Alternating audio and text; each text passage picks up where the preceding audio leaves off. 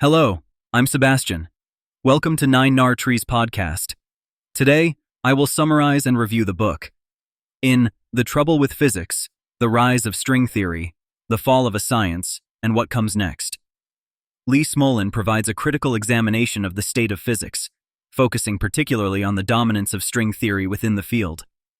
Smolin, a theoretical physicist, addresses the challenges and limitations that the field faces, arguing that the prevalence of string theory has hindered the progress of physics by monopolizing resources and stifling alternative theories.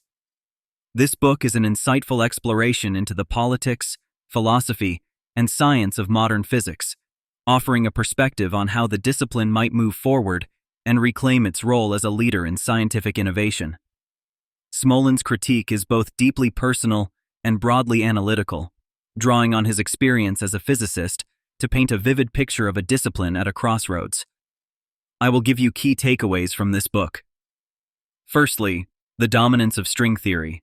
Lee Smolin delves into the history and rise of string theory, explaining its theoretical foundations and its ascent to the forefront of physics. String theory posits that the universe's fundamental constituents are not point particles, but rather tiny vibrating strings, each of which resonates at different frequencies. This theory has become dominant in theoretical physics, largely due to its promise to unify all of the fundamental forces of nature, including gravity, into a single theoretical framework. Smolin discusses the beauty and elegance of string theory, but also critiques its hegemony, noting that despite its dominance, it has yet to make empirically testable predictions. This focus on string theory has, according to Smolin, diverted resources and attention away from alternative theories that could potentially advance our understanding of the universe. Secondly, the fall of a science. Smolin argues that the monopolization of physics by string theory has led to a stagnation in the field. He asserts that the lack of empirical evidence supporting string theory, combined with its complex and somewhat exclusive mathematical framework, has created a situation where only a limited number of physicists can significantly contribute to the theory's development.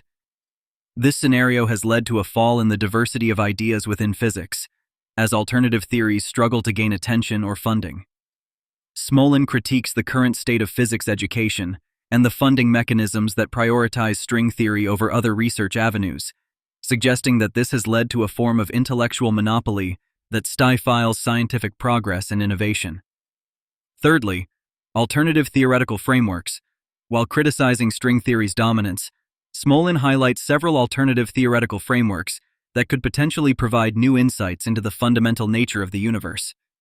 These include loop quantum gravity, which attempts to reconcile quantum mechanics with general relativity without relying on the untested assumptions of string theory. Smolin discusses the theoretical foundations of these alternatives and argues for a more pluralistic approach to theoretical physics.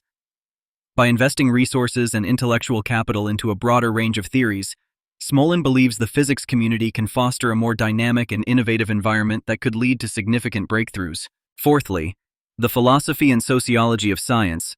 Smolin explores the philosophy and sociology of science to understand how external factors, such as funding, academic prestige, and community biases, influence the direction of scientific research.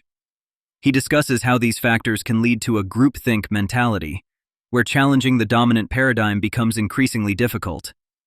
Smolin critiques the peer review and funding systems, arguing that they often favor established theories, like string theory, at the expense of novel ideas. This analysis provides readers with insights into the complex interplay between scientific inquiry, institutional structures, and cultural biases. Lastly, visions for the future of physics. Smolin offers his visions for the future of physics. He calls for a renewed focus on empirical evidence and testability in theoretical physics, suggesting that a more balanced approach to theory development could lead to significant advancements. Smolin advocates for fostering a culture of intellectual diversity and openness to new ideas, where young physicists are encouraged to explore a wide range of theories. He also proposes reforms to the education, funding, and publication systems within physics to support this cultural shift. Smolin's vision is for a more inclusive and exploratory physics community that embraces uncertainty and complexity, leading to deeper understanding and groundbreaking discoveries. In conclusion, Lee Smolin's The Trouble with Physics is a thought-provoking and critically acclaimed examination of the state of modern physics, focused particularly on the challenges posed by the dominance of string theory.